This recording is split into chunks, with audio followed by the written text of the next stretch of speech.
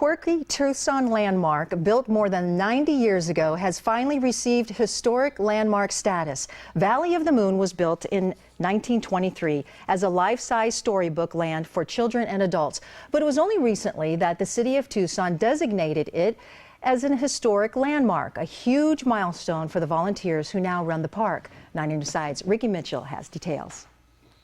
These are some of the original structures that were built by hand in the 1920s, and they're part of what has helped Valley of the Moon become a historic landmark in May of this year. And it was actually the first time that the city of Tucson designated a historic landmark in 20 years. Now, this will help protect the property from future development and help the volunteers continue to preserve the location.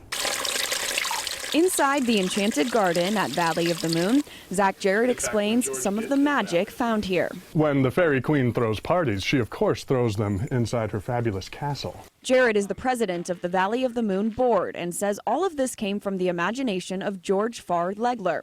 The property has had its ups and downs over the years, but now volunteers work hard to preserve what's left of George's original vision. In 2011, Valley of the Moon was listed on the National Register of Historic Places, but that offered little protection to the site. They started working on becoming an historic landmark, a process that took years.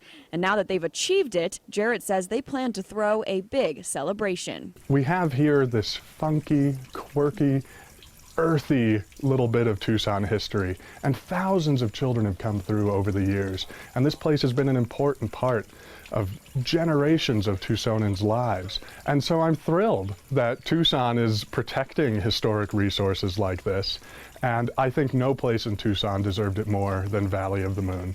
The free celebration will take place on January 16th, and they just ask that you RSVP ahead of time. They're especially looking for former volunteers to attend, so if you're one of those, they're asking that you please reach out. You can find all the information on our website, KGUN9.com. Reporting from Valley of the Moon, I'm Ricky Mitchell, KGUN9 on your side.